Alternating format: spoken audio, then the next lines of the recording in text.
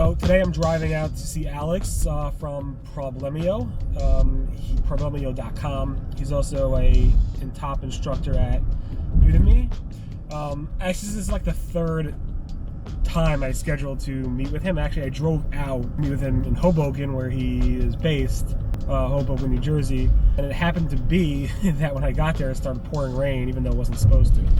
So then I scheduled another meeting, and then it was raining all day, so I didn't even venture out. So today is supposed to be clear skies. He lives in actually a beautiful area, so I'm looking forward to interviewing him. I hope it's not too dense there. I'm going to try to find a quiet space in a social distant way to interview him. It's going to be a fun topic. We're going to talk about how to kind of compete in SEO in a very competitive niche, as well as something around COVID related stuff where people can start their own businesses, how they should do it with online businesses online. So it should be interesting to talk to him, and I hope you enjoy the drive and the area. I'll speak to you guys soon. Using their AI and all of the different tools that they have, we're actually able to increase our revenues 3, 4, and 5 times. We're not only weathering the storm, but we're actually growing right now.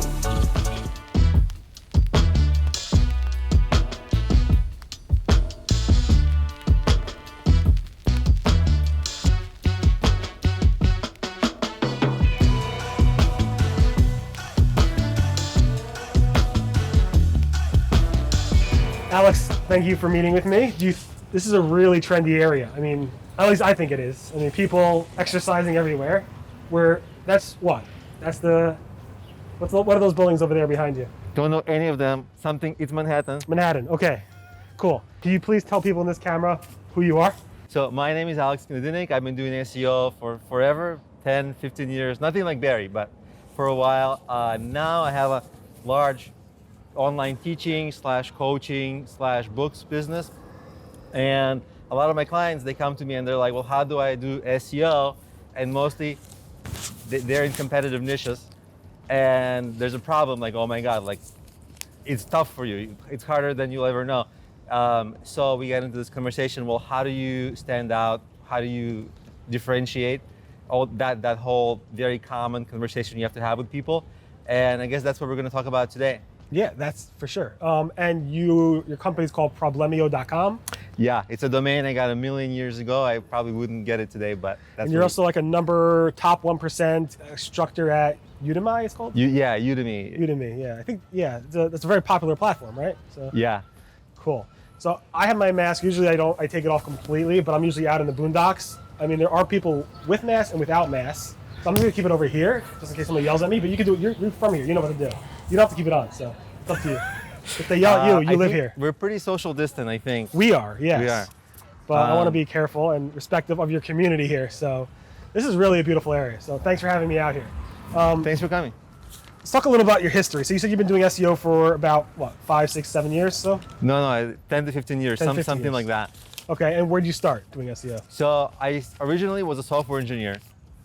And software engineers, we get ideas, we don't know anything about business, and we kind of stumble into things.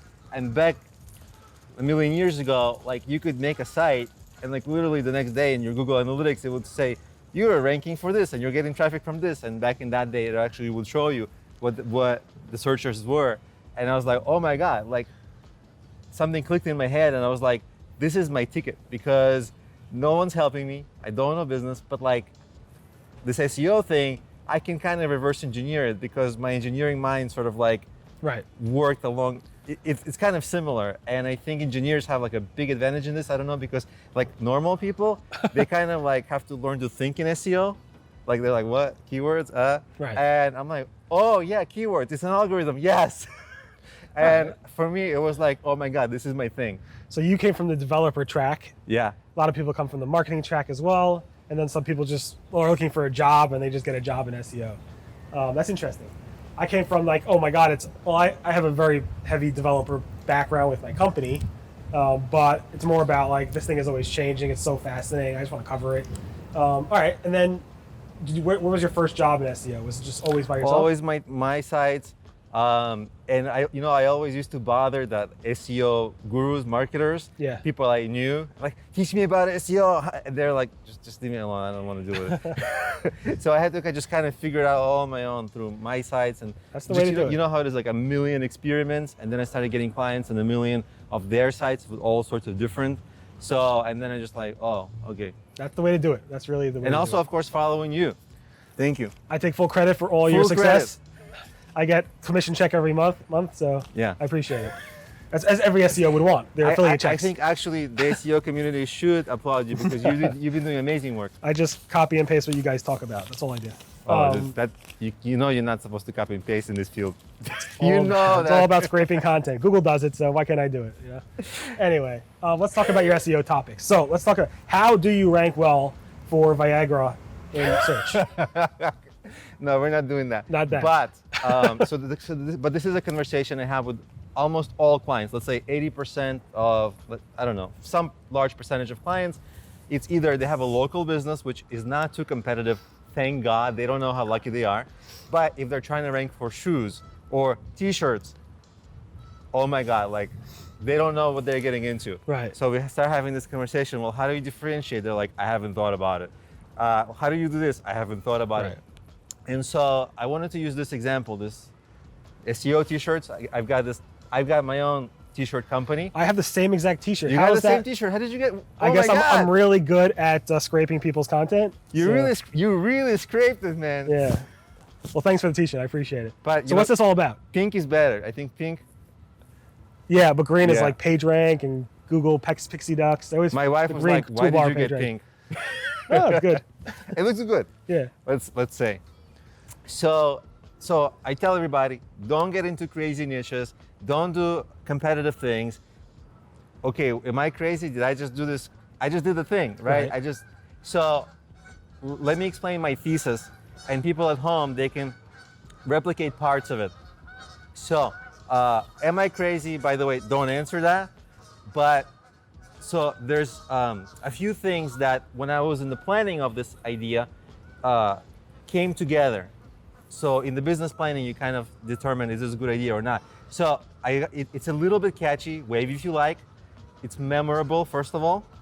It's kind of friendly. It has a virality component to it. Like I wave to you, you wave to me. What is this thing about? Oh, now I +1, right? You know about it. In the lifetime of you wearing it, let's say you're actually going to wear it. Maybe you'll infect, or what's the right term? Like 50, 100 people, 1,000 people will see it. Some people will be like, oh, okay, And if in a certain geographic area, enough people are doing this, wave if you like, and it's wave if you like pets, dogs, cats, whatever, wave if you like anything. And in some niche or community, there's a critical mass, then it becomes a brand. So it's brandable, right? So one, it's unique and catchy. Second, it's brandable, and it's viral, right? All these things are coming into place, and I can make it for anything. I have a biologist friend. I'm gonna make a biology T-shirt for them. I have a SEO friend. I made a T-shirt for them, and maybe they'll wear it. And if there's any influencers, for example, just send them the T-shirt. They may throw it away. They may wear it, but if they wear it and they're an influencer, hey, that's cool. And influencers, if they're respectable, they don't promote anything they want. But if it's kind of a cool and catchy thing, they might, because they might think it's cool and catchy. So all those things aligned, and with that would come a lot of mentions online, social media mentions, will be easier to get, interviews, publicity, all that gets you links, all the good things, and then the SEO kicks in, because for e-commerce, most sales would come from people searching, cat T-shirt, and my cat T-shirt comes up, that would be amazing. So that plan all comes together like that. And so it's quite differentiated, and all those little pieces is my thesis. My hope is that this is like a 2021 business, because at winter, nobody's buying T-shirts. Right. I could switch to hoodies, but let's table that. So you're basically saying it's about creating some type of viral thing where people want to share what you've done, but you're pushing them along by giving them something to kind of like bait them into sharing it at some level. Yeah, I mean, it's one of the components. the sharing is only a part of it. Right. I mean, in this sharing, this is my thesis. I haven't really proven it. This is really a start. Okay. I'm really going to start really promoting in 2021 because I have my main business that's a Q4 now. So, Right. and also spring and summer is the good time for t-shirts. Right. But something different. Now, this is really different than the conversations I have with people where they're like, I want to do passive income, print on demand, which is this business. But if they're a Me Too company, right? If they're like, lame designs or, nothing too unique about it, Yeah. then all those things I just mentioned, not viral, not social, not shareable, not brandable. And then you're left with SEO, which now you cannot do because you're not getting those links. And none of the pieces are in place, right? None of the foundation just crumbled. And then we're left in that conversation. We're like, okay, let's just start over. What should be the strategy? And you don't want to have that conversation after you've started your business. All right. So what's the goal with Wave if you like SEO? So what's going to happen there? What are we going to see in 2021? In 2021, I'm going to infect a few communities, Right. And right now I'm testing what they might be. You don't want to tell us what they are because you don't want anybody here watching this to impact your study, or you want them to because that's the whole nature of the whole business. Whatever they like, yeah. If you'd like, of course. So it's cat t-shirts. That's the keyword. You don't know yet. If you link to me for cat t-shirt, I have a cool cat t-shirt, by the way. I think it's cool. But generally, I'm going to infect a few niches. Right. And the more nerdy, I think, whatever, niches where there's like a passionate audience. Like, SEO, I think it's cool. People will be like, I think people will wave. I wore a Mozart shirt. Nobody in this neighborhood is young people. Nobody's waving. Nobody. But I think, the way I came up with it is because I was listening to the music of this, everybody has esoteric music tastes. And like I listen to my stuff, which is esoteric, and I was like, wouldn't it be cool if I knew who else liked this? Right. And if they should just wave to me. And so this idea kind of came, and I think the more nerdy the topic, the more the passion of the audience. And that's my goal for 2021 is to find those passionate audience topics. And I agree. I mean, if you're going to focus on something really broad, it's going to be hard. When I started covering SEO, it was very niche. SEO in general, the whole concept of SEO in early 2000, like 2001, 2002, it was just a very niche marketing thing that nobody wanted to touch. Now you got to focus on very specific things within, you got to focus on Google, not like Google Posts, or you got to focus on web stories or AMP or very specific niches to kind of to earn your space. Yes.